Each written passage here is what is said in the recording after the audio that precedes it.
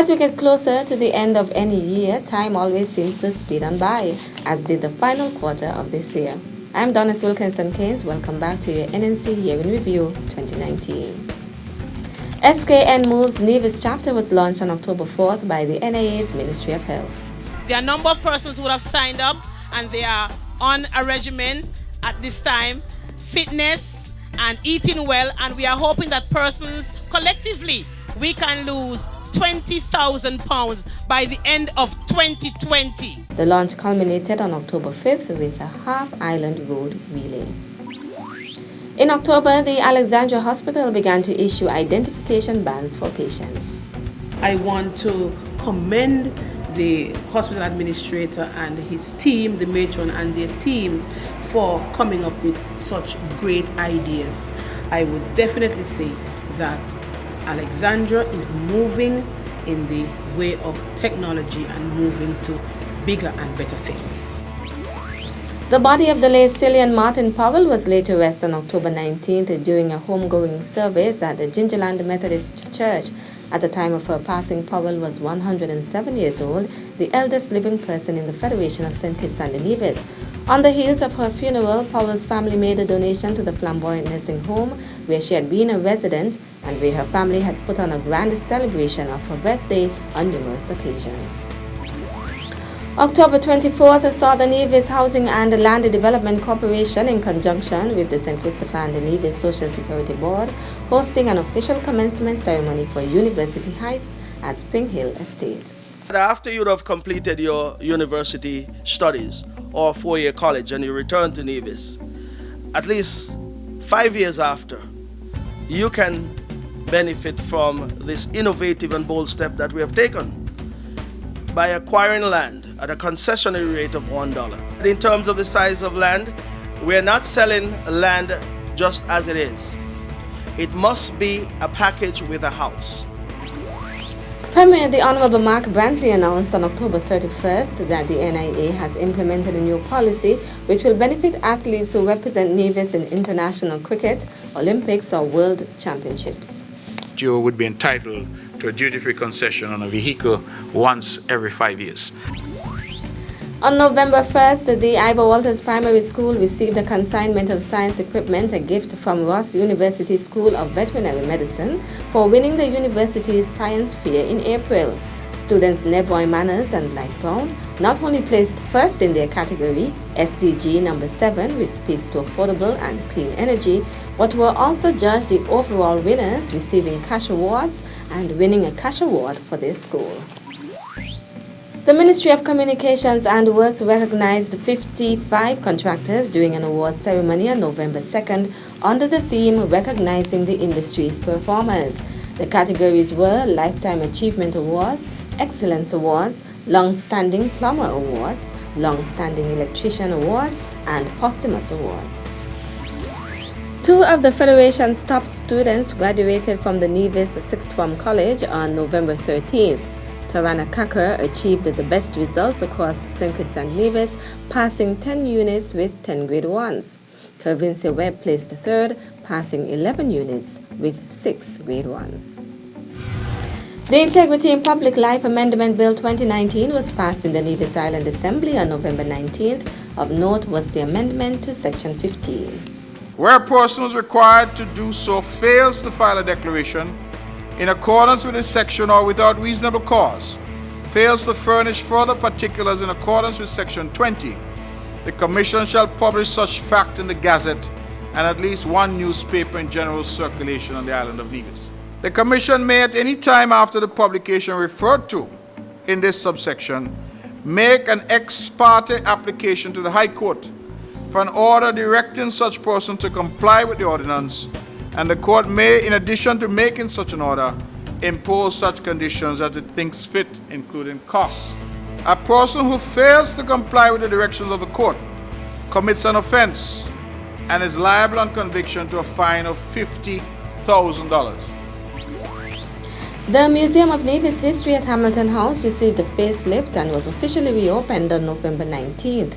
The new exhibit offers visitors a refined narrative, makes creative use of repurposed materials, and uses new technologies such as augmented reality and QR codes to enhance the experience. The hope is that it will generate much interest among younger and more tech-savvy visitors. From November 25th to 29th, the Nevis Historical and Conservation Society hosted its third training in strengthening inventory preparation capacity for implementing the 2003 Convention for the Safeguarding of Intangible Cultural Heritage in St. Kitts and Nevis. The Bureau of the Committee for Safeguarding of Intangible Cultural Heritage has approved a grant of $99,000 to implement the project. Representatives of the NCDF, Nevis Television, Nevis Public Library Service, and other cultural practitioners and enthusiasts are benefiting from the project. Workshops were also held from April 29th to May 2nd and September 2nd to 6th. Scores of Nevisians turned out on November 28th to witness the official naming and opening of the new multipurpose facility in Gingerland.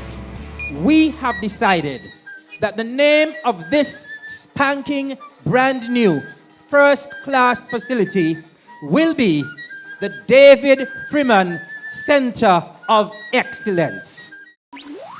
Nevis has another centenarian on the books. Eliza Jeffers Liebert of Hamilton Estate celebrated her 100th birthday on November 30th. Thank you for your blessing. Ask the Lord to give me.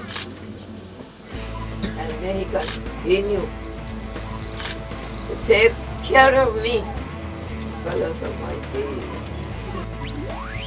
On December 3rd, the Premier and Minister of Finance, the Honorable Mark Brantley, tabled the Appropriation Ordinance 2020-2019. Our budget for the upcoming fiscal year 2020 is therefore set at $239.7 million. We have allocated the amount of $170.3 million to recurrent spending. Recurrent spending for the upcoming fiscal year, therefore, comprises 71.05% of the total budgeted expenditure. Minister of Water Services, the Honorable Spencer Brand, on December 5th, gave an update on a project to install a water filtration system and the construction of a 400,000-gallon water tank in Hamilton. We are grateful that the CDF have agreed to provide a grant of some $325,000 US, Mr. President, toward the system. On December 5th, the Minister Brand, who is also the Minister of Communications and Works, announced that the Island Main Road Rehabilitation and Safety Improvement Project, Cotton Ground to Cliff Dwellers, is complete. We signed a contract with Surrey Paving, $6.7 million. To date, we have paid Surrey Paving just over $4 million. And the road finished. Cape Air reintroduced its daily Sangwang Nevis service with its first flights landing at the Vance W. Amory International Airport on December 12th. My final appeal is for persons to use the service, understand that you're being patriotic by doing so because you're supporting the island, and ultimately you're supporting a business that has certainly seen something in this island and has decided to come back and ensure that we can grow together and this island develop as a result. The Samuel Hunkins Drive was a hive of activity on December 12th when CEDU hosted its first Small Business Boardwalk Fair, a platform to showcase local enterprises. Thank you to CEDU for allowing all our small businesses to attend this Boardwalk Fair so we can showcase what we do. It's a very great idea and I think they should do this more often. The Embassy of Japan and the NIA signed an MOU on December 17th for the project for improving disaster resilience on the island of Nevis. The $161,309 project entails reconstruction of a bridge and access road near Nevis Sixth Form College and the Nevis Girl Guides headquarters in Stony Grove, installation of 1,000-gallon water tanks and aluminum shutters at the Cotton Ground and Pond Hill community centers, erection of official plates at all project sites, and a financial audit at the end of all project activities. The NIA and the Taiwan ICDF signed a loan agreement on December 30th in relation to the Nevis Small Enterprises Relending Project.